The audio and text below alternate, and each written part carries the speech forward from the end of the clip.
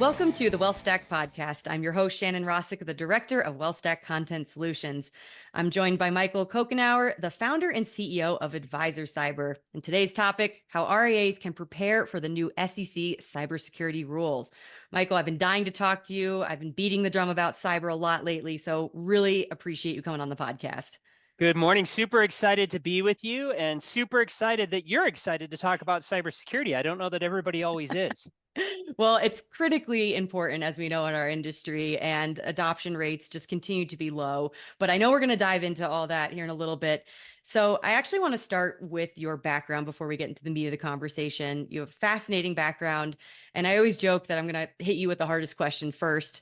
And that is, what makes Michael, well, Michael at the end of the day, and what led to you founding Advisercyber?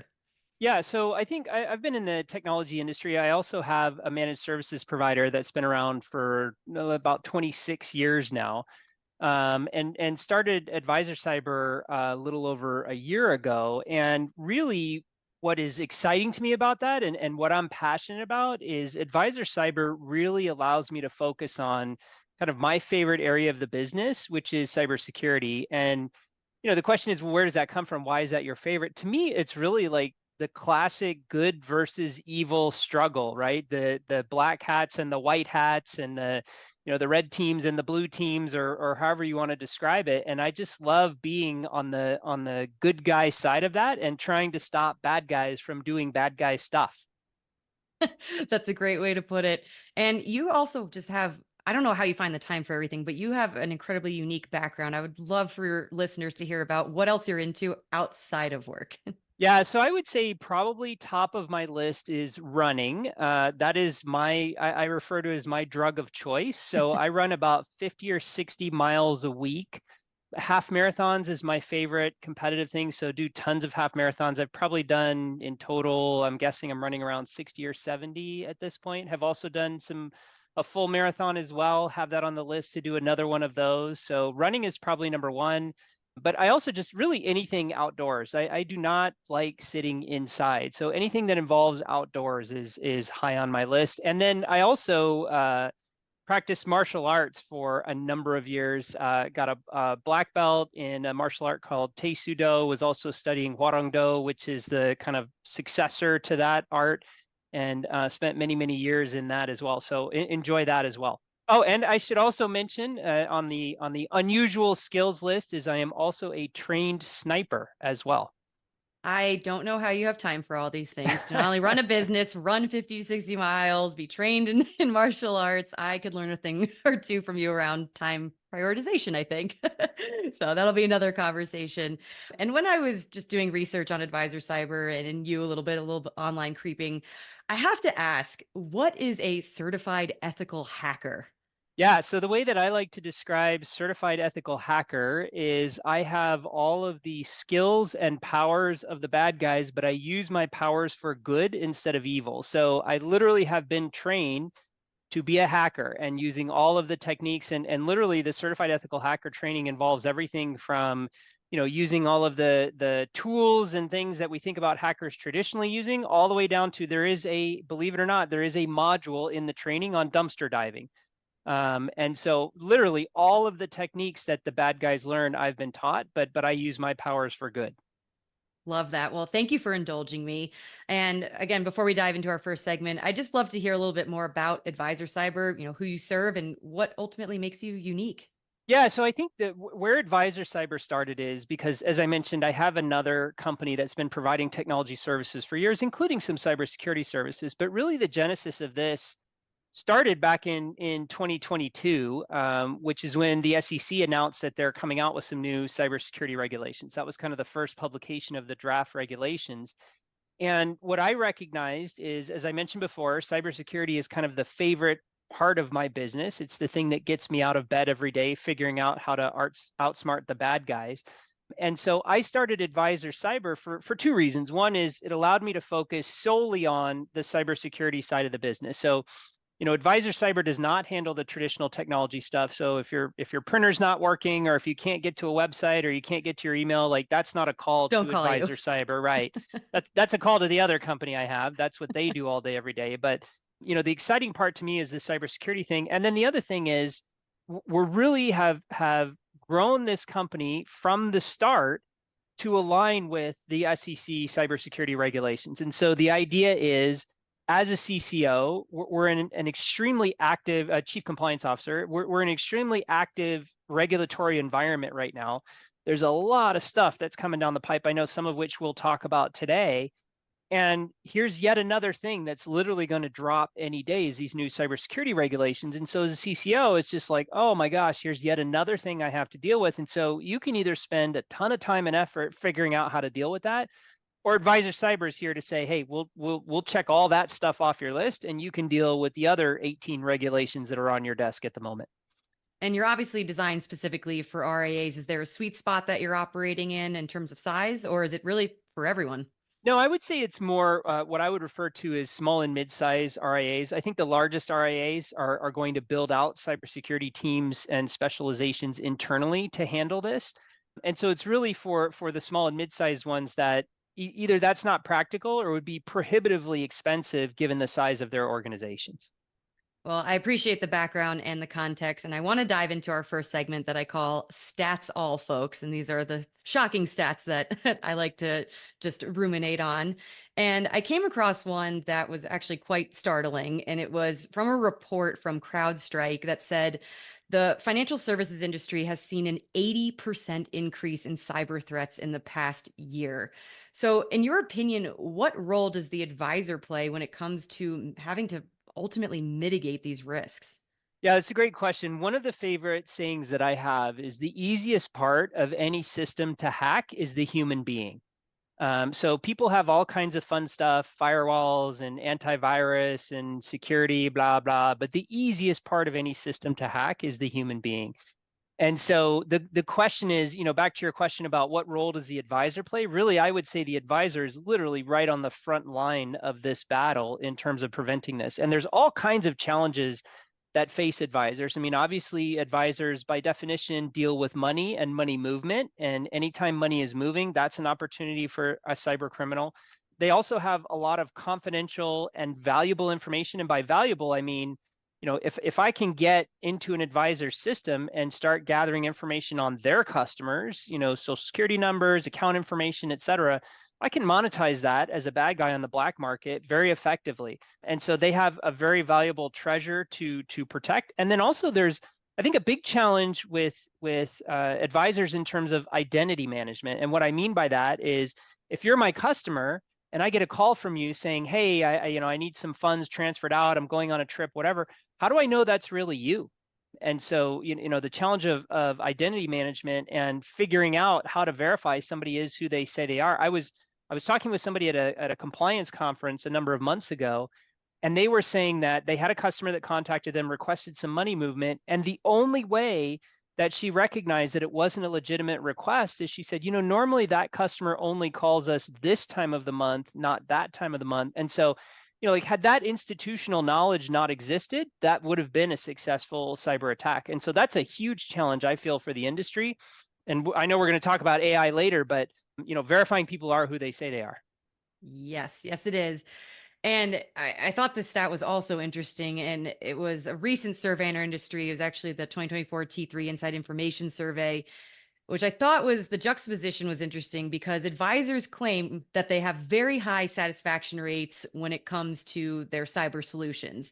Yet market penetration was only around 25%. And the percentage of advisors who are using professional cyber tools of varying quality is rising, but not exactly at a reassuring pace. So, how are you encouraging adoption of these solutions? Because it's still low. Yeah, I would agree with you 100%. And what I'm going to say in response to that might sound a little bit callous, but to be honest with you, I don't know that I need to encourage participation because the SEC has very clearly recognized underinvestment in cybersecurity. As a matter of fact, if you look at the draft regulations and you read the footnotes in those regulations, they're citing specific studies within the regulation itself in the footnotes that say that there is underinvestment in cybersecurity by the RIA community. And so certainly I'm passionate and do feel that there is underinvestment. I mean, I agree with that conclusion, and that's something that I want to correct out of my desire to help protect the industry. But I don't know that that's necessarily a flag I need to carry, because I think the SEC has picked up and is carrying that flag quite effectively. And I imagine that will transfer through to the final regulations. So you're saying that they're right when it comes to them basically saying Yeah, that everyone's underinvesting in these cyber solutions. I really do. I don't think that there is an accurate assessment of risk at the executive level inside of RIA firms today. I don't think that they have a thorough enough understanding of the level of risk that they truly face. And, going back to, like you cited, the CrowdStrike study, they're like, I'll just reveal what a weirdo I am. But I spent a Friday a week or two ago reviewing 4 global threat reports. So CrowdStrike, Microsoft, Verizon, and SonicWall, and across the board, like, there's no question that the risk is real. I mean, there are tons of statistics about growth in the cybersecurity industry, if we want to call it that, with criminal enterprise. Tremendous rates of growth. It's a very lopsided battle at the moment because of this underinvestment that we're talking about.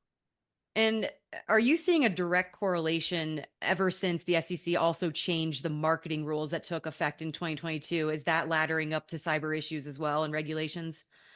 What I don't know that the marketing rules specifically. So here's what I would say is, what's interesting is the original draft of this regulation also came out in 2022. It has not been finalized, which is interesting. It normally would have been finalized by now, but they decided to reopen the comment period. It's been through a couple of comment periods at this point. A lot of us in my space that work with CCOs and a lot of the consultants and that type of thing would have bet that it would have been finalized by the end of 2023. That's not the case. We're still waiting. So those really, those two kind of came out at the same time. Here's the interesting thing I would say in response to what you said is, if we look at another trend that's happened recently. So I just read an article recently about how oftentimes the SEC will release new regulation. They will kind of, from an enforcement standpoint, they'll kind of make an example out of some of the big guys. And then that will start to filter down to some of the smaller organizations, which is really what we're talking about here in terms of cybersecurity. And just this week, there was a very large enforcement action against a smaller independent RIA for not monitoring off-channel communications. And that was really the first major enforcement action against one of the smaller. We've seen in the big guys, but we haven't seen against the smaller. And I think you're going to start to see some of the same thing happen related to this cybersecurity regulation that's coming down. The marketing rule is a little bit ahead of it, but I think you're going to see the regulation finalized. You're going to see a period of compliance where people have to become compliant. Then I think you're going to start to see the regulatory side of it come down. And are you seeing anything, or can you predict anything that's maybe coming down the pipe from regulators beyond what you just mentioned? Yeah, so there's a ton of stuff. The IAA, the Investment Advisor Association, has this great slide that they put out in a lot of their presentations, which shows all of the regulatory activity that's happening right now. And kind of the way that it works is, there's a draft regulation, there's a comment period, the regulation is finalized, then there's an implementation period where they give firms 6 months, a year, whatever, to comply with the new rules, and then it kind of flips over to enforcement from that standpoint. And they kind of plot out on a timeline all of the regulations that we're somewhere in that cycle with right now. And the amount of overlap that there is, like, to be honest with you, I think it's a very challenging time to be a CCO, just because of the workload that sits on their plate, contrasted with the amount of executive support they get, both just in terms of, let's call it, mental or emotional support, like, hey, I see the risk and I support what you're doing, but also bottom line dollar support, like, what's the budget that's being given to the CCO.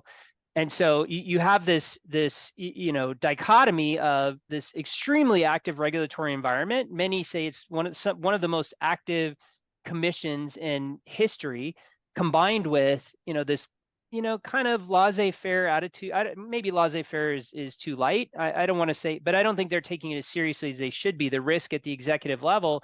And then that translates to insufficient budget to kind of handle this risk. So, what are the non-negotiables then when it comes to building out a sound cybersecurity and risk mitigation strategy within the financial services industry? Yeah, I think number one is I think where a lot of firms are missing the mark at the moment is there was a shift within the cybersecurity industry a number of years ago that I don't think has translated to a lot of businesses yet, and I think specifically has not translated to the RIA space. And that is this shift to a new attitude of assume breach.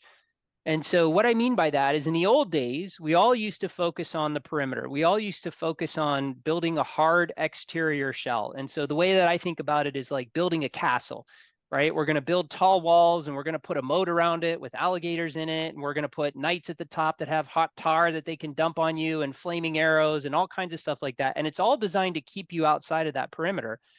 The challenge with that strategy is what happens when we get a Trojan horse full of soldiers inside the perimeter. Once you get past that hard exterior shell, it's very soft and gooey. There's no defenses inside of that. And that used to be the way that we would construct our cybersecurity strategy. Today, the bad guys are going to get in. Period, full stop. John Chambers of Cisco says there are two types of organizations in this world, those that have been hacked and those that have been hacked and just don't know it yet, right? And so they're going to get in. And so you can no longer focus all of your investment and strategy and effort on constructing that hard exterior shell. You've got to equally invest. You've got to divide your investment between I'm not saying you can get rid of the alligators in the moat. That still needs to be there. But we also need to have something that when the bad guys get in, we detect it quickly, we minimize the amount of damage that they can do, and we get them kicked out quickly. So, a lot of these global threat reports that I talked about earlier talk about breakout time, which is from the minute they get in, how long until they start moving laterally and start to penetrate your organization. And it's gone down every single year. The average is now down to around an hour. And so literally that means once they get in, your cybersecurity strategy, whatever that is, tools, people, process, whatever, has to detect that within the space of about an hour to prevent significant damage and to prevent them from really taking things over. And so, that's the shortcoming that I see today is people not investing in that detection strategy. They're just investing in a protection strategy. And so when you're working with these RAs and they probably a lot of them don't even know where to start because it's very overwhelming, what is your advice to them on just where to start with a strategy? Yeah, there's a couple of things. First of all, I think a lot of CCOs are at RIAs don't understand the technology, right? It's a black box to them. Cybersecurity is a black box to them, and it's difficult to figure out, which I completely sympathize with and I understand. And I agree, by the way, it is a very complex thing to figure out. And so one of the things that we've seen in a lot of the RIAs that we've spoken with is they're just kind of taking the attitude of like, oh, I'm just going to hand this to IT. This is an IT problem. I'm going to share an analogy with you, which is a bit morbid, so I apologize, bear with me. But so I was actually in the office that I sit in now, there was a mass shooting a number of years ago. It's one of the only mass shootings that's ever happened in Phoenix. Oh, wow. And it literally happened right outside the window of the office where I'm sitting in now. And it's one of the scariest days of my life. I happened to be here that day. I'm the guy in charge, so everybody's looking at me. Incredibly scary. And after it happened, everything was eerily silent, like incredibly silent after the gunshots. And we're all kind of standing there and we're going, I don't know what's going on. I don't know where this guy is. I don't know if he's going to hurt more people, whatever. And after about 5 minutes, one uniformed police officer came walking around the corner. And I remember the thought that I had at that moment, which is, that's it? Like, where is the cavalry? Like, I want to see more than just one armed police officer. And finally, a couple minutes after that, the SWAT guys started showing up with the helmets and the machine guns and the big shields with the lights on the front and all. And when I saw that, it was so reassuring because I'm like, yes, more of those guys. Send a whole bunch of those guys. That's what I need right now to feel safe. And where I think that analogy applies is if you as a CCO or as an RIA just say, hey, these cybersecurity regulations, I'm just going to throw that to IT. What you have in your IT department today is uniformed police officers. They do great at keeping order, at arresting bad guys, whatever else, but they're not specialists. They're not the guys that you want on the payroll the minute that the bad guy gets into your network. When the guy gets into your network, and I've been, the first guy on the scene, so to speak, after a cyber attack, it's not a fun time. And you don't want to see that uniformed police officer showing up when you've just experienced a breach. You want to see the SWAT guy with the helmet and the machine gun and the whole deal. And so that's where I think there's a fundamental flaw in just assuming, oh, IT will handle this. IT is not really equipped to handle this. And so your choice is you can either go hire a bunch of SWAT guys, which is very, very expensive. And for the most part, they're just going to kind of sit in a room until there's a breach, or you can outsource that function to somebody who understands it, who has a whole bunch of SWAT guys already, that is just kind of watching the environment, waiting for things to happen. Well, I certainly appreciate you sharing that story. That's not only just incredible, but I'm glad you're okay and everyone around you is okay. And look, I love a good analogy. And if that doesn't drive the message home to invest in this and take this seriously, I don't know what will. But to stay on a semi-morbid topic as well, depending on how you look at it, we would be remiss not to talk about AI, especially in the context of cyber.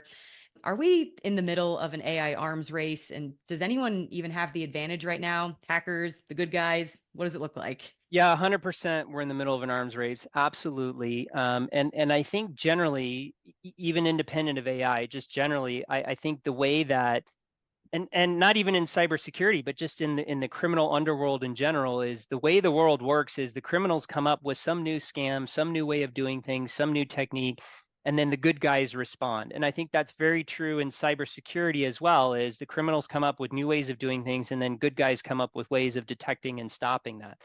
So when we think of AI, going back to what we talked about earlier, the identity management, AI is a huge tool for cyber criminals, because if you're, let's just say, a native Russian speaker and you're trying to compose an email that's going to convince somebody to click on a link that will compromise them, if English isn't your first language, you might not be so good at that. Well, guess what? Today you can plug that into ChatGPT or whatever your favorite AI tool is, and it'll spit out a beautiful sounding email. Or, what happens if, I'm a customer of an RIA and I want to call to move money? I can now use AI to generate a call from a voice that sounds exactly like mine, that you can't distinguish from my actual voice because it's using clips of my voice. And so that's where the criminal world is evolving.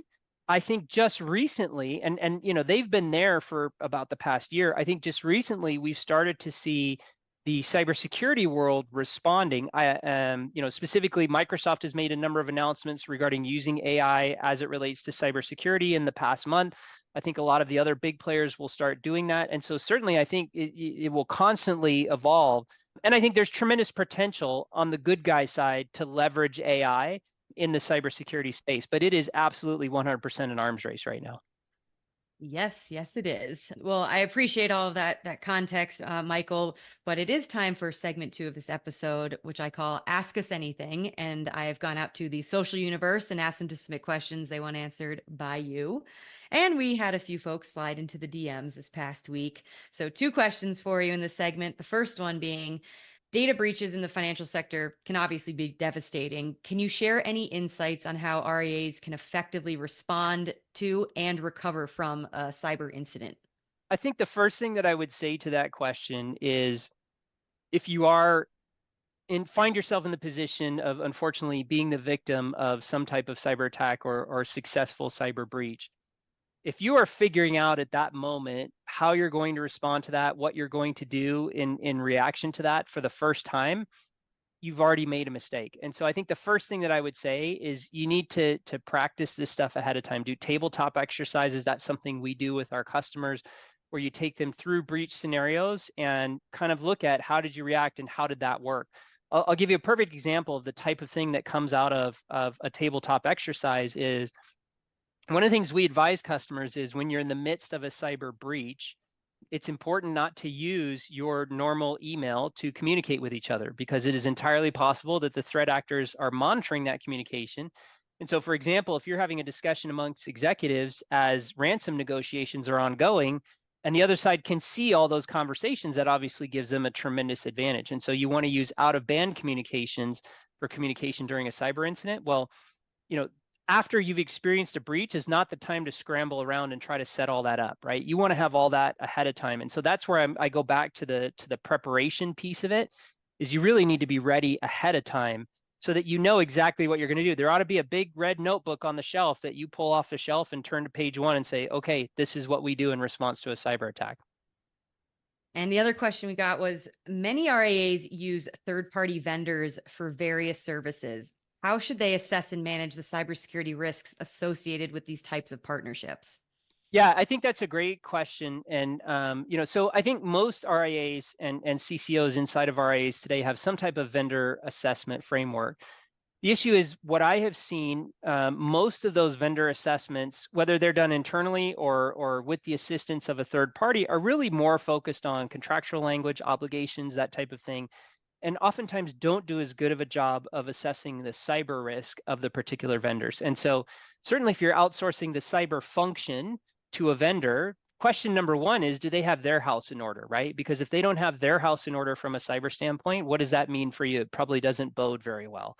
But I also think that it is appropriate, and if you've outsourced to a good cybersecurity vendor, they should be able to help you with this, to add or enhance the questions that are part of your normal vendor assessment process to really dive into the cyber side of things. One of the things we tell all of our customers is, I want to be on all those vendor assessment calls, not because I'm determining if this is the right tool or the wrong tool or whatever else, but from a cybersecurity standpoint, I'm going to ask questions that would have never have occurred to you to ask. And those are important questions to ask and important information to have.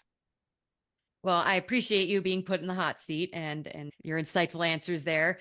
We have come to our final and my favorite segment, Stack It or Whack It, where I'm going to throw out a few technologies. Be warned, they are not always WealthTech related, and sometimes they're random thoughts, especially if I know you. And you tell me essentially if they're worth the hype or not. So the first one I have for you, cybersecurity insurance has become more popular as a risk management tool. What are your thoughts on its role and effectiveness for RIAs? Stack it or whack it? Yeah, 100% stack it. That is a hard requirement for every customer of Advisercyber to have that in place. And the reason is, I mean, it's like any other type of insurance, right? You hope you never need it. But when you do, the amount of resources that your cyber insurance carrier can bring to bear to help you recover from that incident are tremendous. So, again, having been a part of incidents on behalf of our customers before, the first thing the insurance company is going to do is they're going to set up an incident response call. They're going to put an attorney on that call, which is important because you want all those conversations to be privileged conversation. They're going to put incident responders on the phone, which, a lot of people don't know this. I can tell you from a professional standpoint, incident response is a completely different skill set than a cybersecurity professional, right? So like I don't even tell our customers that you need to call us for incident response. You need to have a professional incident responder, because the forensic work that they do and preservation of evidence, it all gets very, a lot of legal requirements there. That's a very specialized discipline, and that's something that you want your cyber insurance company to bring on. And then there's all kinds of other resources they have as well. They're going to have PR resources because you've got communication with the outside world about what's going on. They've even got vendors for, if you need to mail letters to, 5,000 people, notification letters, they can bring that in very quickly. If you're going to offer, breach monitoring for a year, which is kind of part of the standard playbook, they're going to bring that to bear very quickly. So absolutely 100% stack it. That is on the hard requirements list for customers of Advisercyber. Good to know. All right, one stack. So another one for you. As we were chatting before recording, I learned that you were a Phoenix, Arizona Cardinals fan. So I have to ask, stack or whack their upcoming season? Yeah, so we were talking a little bit about this before the podcast started. I even though it's the off season, I consume 3 hours per week of Arizona Cardinals podcast right now, which just gives you an indication of the level of my fandom. This is the time of year when optimism abounds amongst all 32 NFL teams, and the Arizona Cardinals are no exception. We've got our franchise quarterback that's going to have a full offseason and come back this year, unlike last year where he only played half the season and didn't have the offseason to prepare. We're very well positioned in the draft. It's good to be Monty Austinford, who's our general manager right now, is the expression that Sean Payton said at the owners' meetings. So 100% stack the Arizona Cardinals 2024-2025 season. And I say 2025 because, yes, I'm predicting a playoff appearance. All right. Well, I love and appreciate the optimism. We'll certainly see how it goes. Well, Michael, it's been an absolute pleasure getting to know you and just appreciate all your insights today. Feel free to tell listeners where they can find out more about you and what they're working on at what you're working on at Advisercyber or any other call to action you'd like to share. Yeah, so advisercyber.com, and it's ADVISERCYBER.com. And we can talk about the ER versus OR in a future podcast, why we chose that. But advisercyber.com. And you can also connect to our social channels from that website as well. So I occasionally tweet random regular, I call myself an SEC junkie. So I treat random regulatory tidbits on Twitter all the time, or X now, I guess. Sorry, old habits die hard. But that's the best place to find us. Well, fantastic. I can't call it X yet either. It's Yeah. yeah, I just can't do it. Well, thank you again. And be sure to like and subscribe to the WealthStack podcast on all major podcasting platforms and follow all things WealthStack on wealthmanagement.com, LinkedIn, and Twitter, aka X. And thank you all for tuning in.